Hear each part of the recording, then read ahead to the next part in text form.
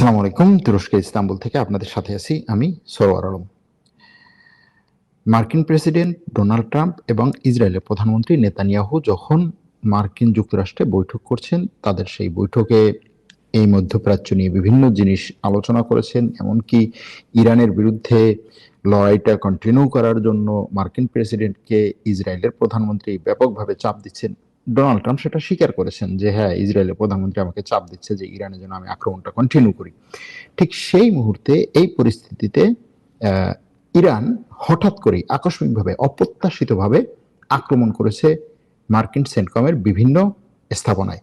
মার্কিন সেন্টকম এটা স্বীকার করেছে যে ইরান যে আক্রমণটা গত রাতে করেছে সেটা অপ্রত্যাশিত ছিল।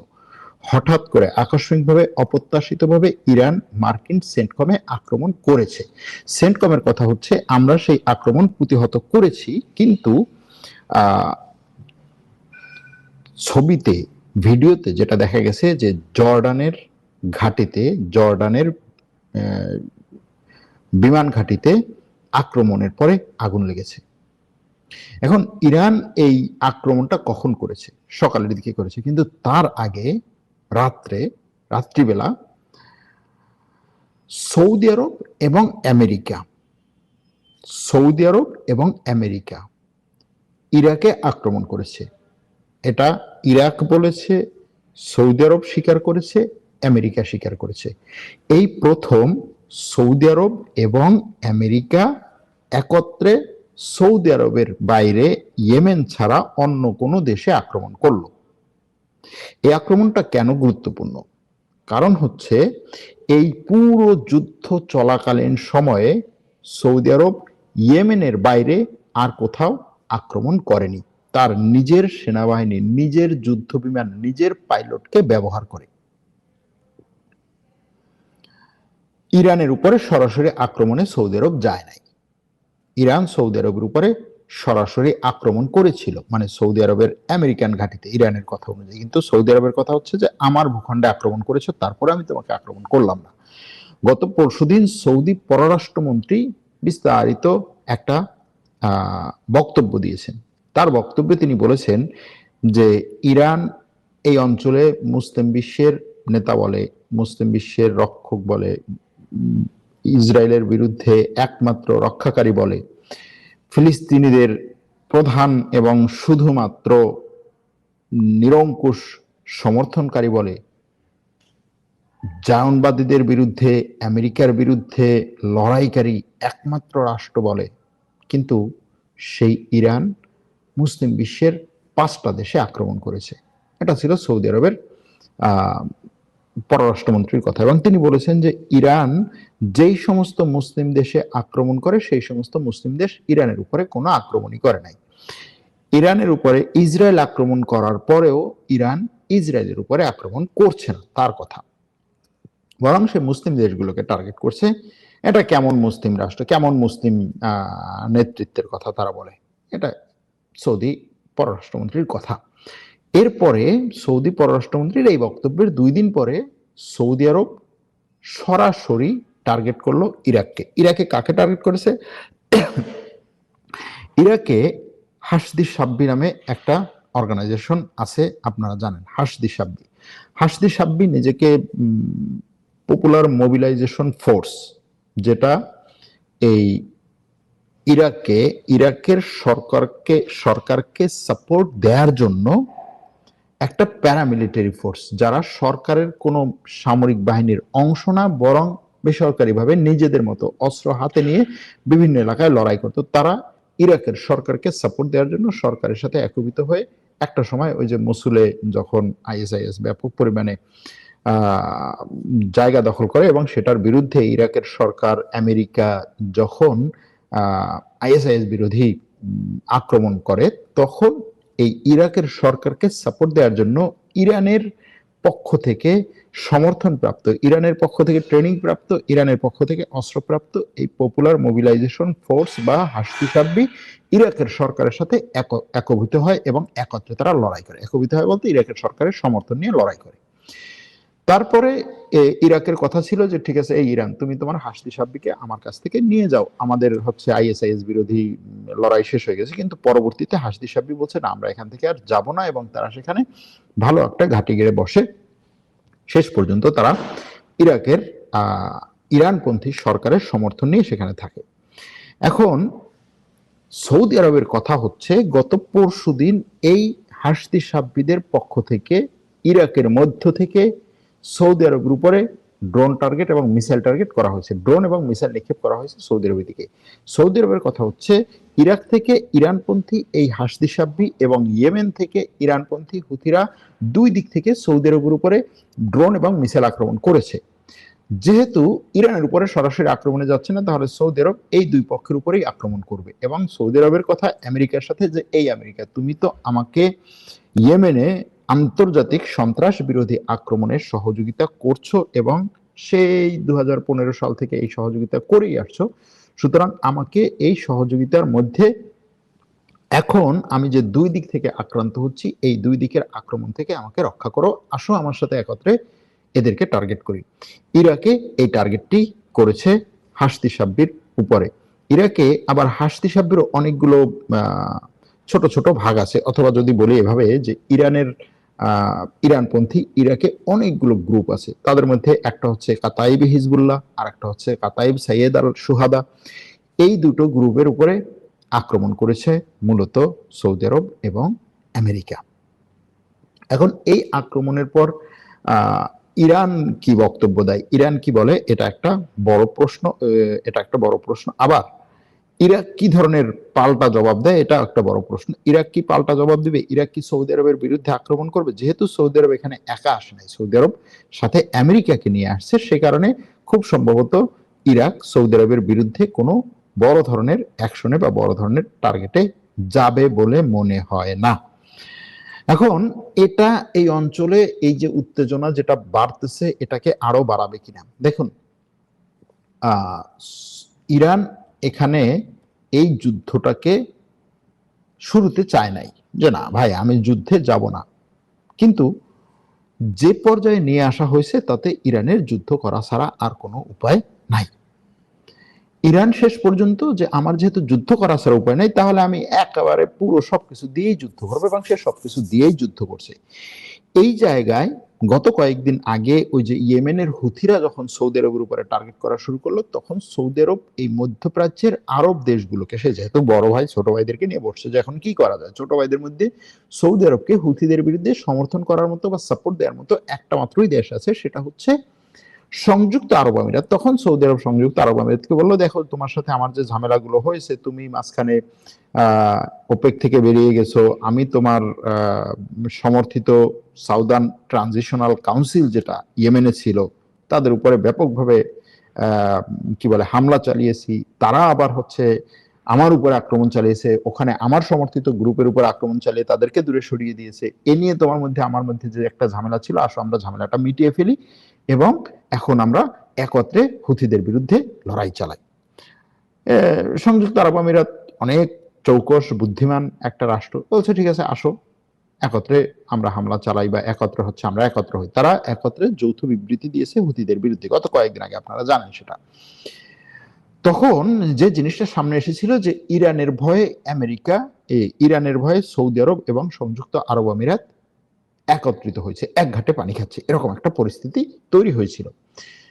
সেখান থেকে ইরান যে কাজটা করেছে সেটা হচ্ছে যে ঠিক আছে, এই সংযুক্ত আরব আমিরাত দেখো, হুথিদেরকে আমি যে ব্যবহার করছি, হুথিরা আমার উপরে আমার কথা মেনে তোমার উপরে আক্রমণ করবে না, শুধুমাত্র সৌদি আরবের উপর আক্রমণ করবে, তুমি নিশ্চিত থাকো, তুমি ঠান্ডা থাকো, আমিও তোমার উপর আক্রমণ করব না। এবং সেটাই হয়েছে। সৌদি আরব ইরান গত এই যে 15 দিন আক্রমণ চালালো বা পাল্টা আক্রমণ যে যুদ্ধটা চললো, এতে সংযুক্ত আরব আমিরাতকে টার্গেট করে নাই, হুথিরাও সংযুক্ত আরব আমিরাতকে টার্গেট করছে না। সংযুক্ত আরব আমিরাতও ইরানের বিরুদ্ধে কোনো অ্যাকশনে যাচ্ছে না। সংযুক্ত আরব আমিরাতকে রেখে সৌদি আরবের উপরে অ্যাকশনে যাচ্ছে ইরান এবং ইরানপন্থী প্রক্সিরা।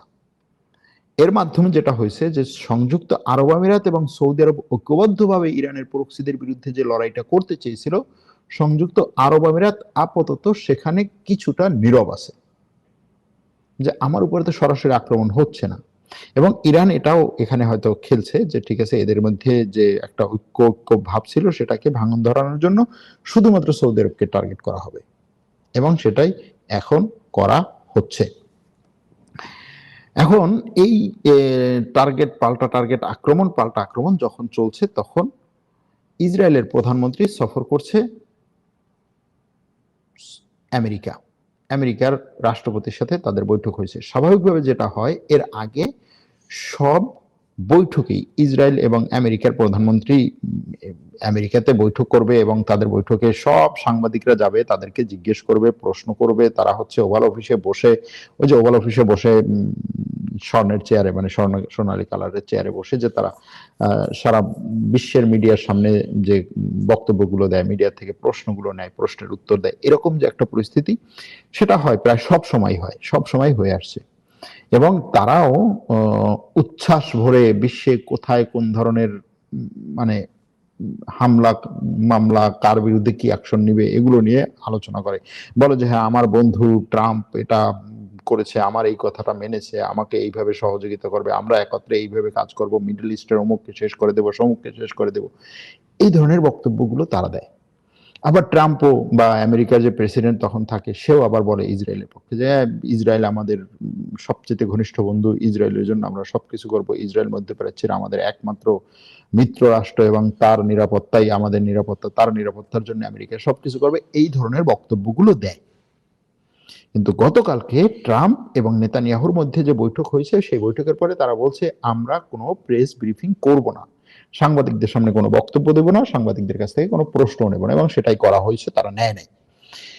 এটা আমেরিকা ইসরায়েলের মধ্যে বড় ধরনের কোনো সংঘাত কিনা সেটা হয়তো আজকেই বোঝা যাবে না, পরবর্তীতে আরো কিছুদিন পরে বোঝা যাবে। কিন্তু এই মিটিং এর আগেই ট্রাম্প মার্কিন গণমাধ্যমকে যে কয়েকটা কথা বলেছে, তার মধ্যে একটা ছিল যে নেতানিয়াহু আমাকে চাপ দিচ্ছে ইরানের ওই যে পিক্যাক্স মাউন্টেন, যেটা, হ্যাঁ, পিক্যাক্স মাউন্টেন হচ্ছে ইরানের অনেকগুলো পরমাণু প্রকল্প আছে বা পরমাণু স্থাপনা আছে যেগুলোতে সে ইউরেনিয়াম সমৃদ্ধ করে মাটির নিচে। সেরকম একটা পরমাণু স্থাপনার কাছাকাছি একটা বড় পাহাড়, উঁচু পাহাড়, পিক্যাক্স মাউন্টেন। সেই উঁচু পাহাড়ের নিচে নাকি নতুন করে পারমাণবিক স্থাপনা গড়ে, সেখানে ইরান এখন তার এই ইউরেনিয়াম সমৃদ্ধকরণ কাজ করছে। ইসরায়েলের কথা হচ্ছে আমেরিকা হামলা করে যেই সমস্ত জায়গায় ধ্বংস করেছে, হ্যাঁ, সেগুলোর থেকে ওই যে নাতানজ পরমাণু প্রকল্প, যে পরমাণু স্থাপনা যেটা, সেখানে আক্রমণ করে যতটুকু ধ্বংস করেছে, ওই ধ্বংস করার পরপরই ওখান থেকে ইরান আরো গভীরে গিয়েছে, পাহাড়ের আরো গভীরে গিয়েছে, এবং সেখানে আক্রমণ করা দরকার। আমেরিকার সেখানে এখনই আক্রমণ করা উচিত। আমেরিকার প্রেসিডেন্ট বলছে হ্যাঁ আমি জানি সেখানে তারা নিয়ে গেছে, আক্রমণ কখন করবো না করবো সেটা আমার সিদ্ধান্ত।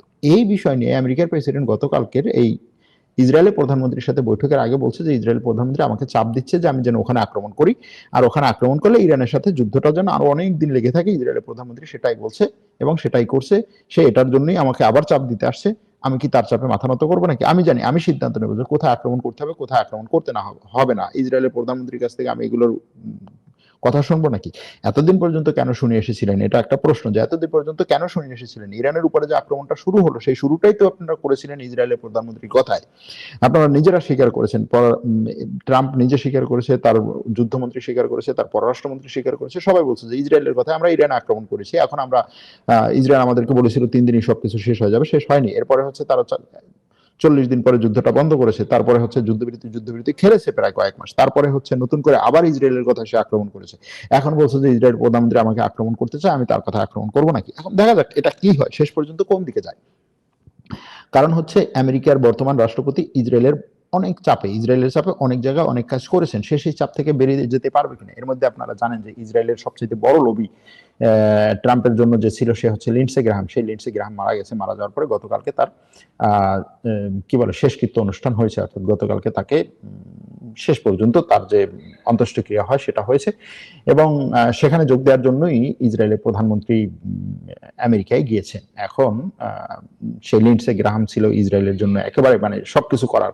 ইসরায়েলের প্রধানমন্ত্রীকে সে ফোন করে বলেছিল যে ঠিক আছে তুমি কি চাও ইরানের বিরুদ্ধে, তুমি কি চাও, আমি ট্রাম্পকে দিয়ে ইরানের বিরুদ্ধে যুদ্ধটা লাগাবো, আর কি চাও, এরকম ভাবে একটা ফোন লিক হয়েছে, ফাঁস হয়েছে যে সে ইসরায়েলের প্রধানমন্ত্রীকে ফোন করে এই সমস্ত জিনিসের কথাও বলেছে যে আমি তোমাকে এটা এটা এটা এটা করাতে পারবো। তো সেই লোক মারা যাওয়ার পরে ট্রাম্প হয়তো মনেও করতে পারে যে ঠিক আছে লিন্ডসে গ্রাহাম মারা গেছে, এখন আমার উপর থেকে ইসরায়েলের প্রেশার কমে গেছে, কিন্তু তার জামাতা নিজে হচ্ছে জায়নবাদীদের বড় সাপোর্টার, হ্যাঁ, ইসরায়েলের একেবারে সবচেয়ে বড় লবি। তারপরে হচ্ছে তার যে মধ্যপ্রাচ্যে বিষয়ক যে প্রধান উপদেষ্টা না স্টিভ উইটকফ, সেও হচ্ছে ইসরায়েলের বড় লবি। এই তার একেবারে দুই পাশে দুজন ইসরায়েলের বড় লবি বসে থাকার পরেও সে ইসরায়েলের বিরুদ্ধে কতটা যেতে পারবে, কতটা হচ্ছে সে নিজের আখের গোছাতে পারবে, এটা দেখার বিষয়। আগামী নির্বাচন আছে, এই নির্বাচনে সে চায় যে তাড়াতাড়ি যুদ্ধটা বন্ধ হোক, মানুষজনের যে সবকিছুর দাম বেড়ে গেছে এটা একটু কমুক।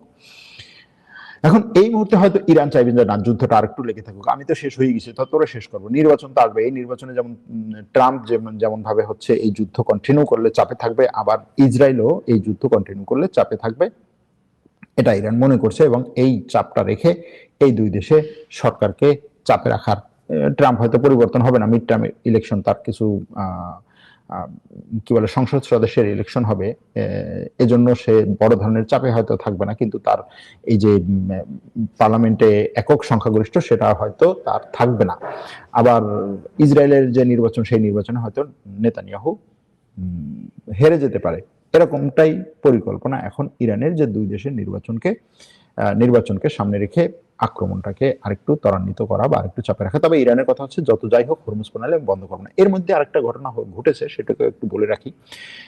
তুরস্কে এসেছে গতকালকে ইরাকের প্রধানমন্ত্রী। দেখেন, তুরস্কে ইরাকের প্রধানমন্ত্রী, ইরাকে আক্রমণ করছে সৌদি আরব এবং আমেরিকা। ইরাকের প্রধানমন্ত্রী তুরস্কে বসে তুরস্কের রাষ্ট্রপতির সাথে বৈঠক করেছেন। তুরস্কের সাথে 5টা চুক্তি হয়েছে, যে চুক্তির মধ্যে গুরুত্বপূর্ণ 2টা চুক্তি হচ্ছে, একটা হচ্ছে তুরস্কের সাথে ইরাকের তেল চুক্তি, আরেকটা হচ্ছে তুরস্কের সাথে ইরাকের একটা সড়ক চুক্তি। সড়ক চুক্তিটা ছিল এরকম যে ইরাকের বসরা নগরী, এই যে পারস্য উপসাগরের সাথে যে বসরা নগরী, বন্দর নগরী বসরা, সেই বসরা থেকে পুরো ইরাকের মধ্য হয়ে তুরস্কে একটা বড় ধরনের হাইওয়ে আসবে এবং সেই হাইওয়ের মাধ্যমে এই বসরা নগরীর মাধ্যমে বসরা নগরী হয়ে তুরস্কের মধ্যে দিয়ে ইউরোপে তেল এবং অন্যান্য লরি, জাহাজ বলতেছি, লরি, ট্রাক, এগুলো যাবে। বড় একটা বাণিজ্যিক রুট হবে এটা নিয়ে একটা চুক্তি, $30 বিলিয়ন এই ডেভেলপমেন্ট সড়ক চুক্তি, এটা গতকালকে দুই পক্ষ করেছে। এটা ইরাকের যে সড়ক মন্ত্রী সে করতে চায়নি এই চুক্তিটা, এমনকি ওইখানে বসেও সে এটা করতে চায়নি। ফাইনাল হওয়ার পরেও সে বলছে আমি চুক্তিতে স্বাক্ষর করবো না, এটা নিয়ে একটু ওখানে ঝামেলা হয়েছে, শেষ পর্যন্ত সে স্বাক্ষর করেছে। আরেকটা হচ্ছে তুরস্কের সাথে ইরাকের পেট্রোল চুক্তি। তুরস্কের সাথে ইরাকের এই পেট্রোল চুক্তিতে ইরাক বলছে যে আমি তুরস্ককে দৈনিক 1 বিলিয়ন ব্যারেল পেট্রোল দিতে পারি, সেই ক্ষমতা আছে এবং তুরস্ককে আমি সেটা দিতে পারি। তুরস্ককে 1 বিলিয়ন ব্যারেল পেট্রোল দেওয়া মানে হচ্ছে তুরস্কের দৈনিক যে চাহিদা সেই চাহিদা পূরণ করা, যে তুরস্কের যত চাহিদা আছে সেই চাহিদা পূরণ করা, এরপরে আর তার দরকার হবে না কোনো কিছুই। এখন এই পরিস্থিতিতে ইরাকের সাথে এরকম একটা চুক্তি হচ্ছে, ইরাক ওই পারস্য উপসাগর থেকে হরমুজ প্রণালী দিয়ে তেল বিক্রি করতে পারছে না, তেলের সংকটে পড়ছে, তুরস্ক দিয়ে করতে চাচ্ছে। তুরস্কের মধ্যে দিয়ে ইরাকের একটা তেলের পাইপলাইনও আছে, সেই পাইপলাইনটাকেও সে ব্যবহার করতে পারে, সেই পাইপলাইন ব্যবহার করে 1 বিলিয়ন ব্যারেল তেল তুরস্কে সাপ্লাই দেওয়া সম্ভব। এখন এই পরিস্থিতিতে 1 বিলিয়ন বলছে, এটা হচ্ছে 1 million barrel, sorry 1 million barrel, 1 billion না, 1 মিলিয়ন ব্যারেল। তো এই পরিস্থিতিতে ইরাকের সাথে তুরস্কের সম্পর্কটা সামনে আগাচ্ছে। এখন হরমুজ প্রণালী যদি বন্ধ থাকে তাহলে তুরস্কের এই সুযোগটা তুরস্ক নিতে পারবে, যদি হরমুজ প্রণালী বন্ধ থাকে বহুদিন ধরে। আর যদি হরমুজ প্রণালী পুরোপুরি মুক্ত করে দেওয়া হয়, সেখানে কোনো ধরনের ঝামেলা না থাকে, বাধা না থাকে, তাহলে তো সমস্যা না। এখন ইরানের নেভি বলছে যে আমরা হরমুজ প্রণালী এখনো বন্ধ রাখছি এবং পরবর্তীতে হরমুজ প্রণালী আমাদের কন্ট্রোলে থাকবে এবং যারা আমেরিকার কাছ থেকে আমাদের জব্দ করা টাকা নেবে তাদের জাহাজগুলো হরমুজ প্রণালী দিয়ে যেতে দেব না। তার মানে হচ্ছে ইরান দীর্ঘমেয়াদে হরমুজ প্রণালীর উপর ভালো একটা কন্ট্রোল করবে এবং যে সমস্ত রাষ্ট্রের সাথে ইরানের সম্পর্ক খারাপ থাকবে সেই সমস্ত রাষ্ট্রের বিরুদ্ধে এই হরমুজ প্রণালীকে ইরান বন্ধ করবে। এখন দেখা যাক ভবিষ্যতে এই সবকিছু কোন দিকে যায়। আজকে এই পর্যন্ত এখানেই রাখছি। ভালো থাকবেন, সুস্থ থাকবেন।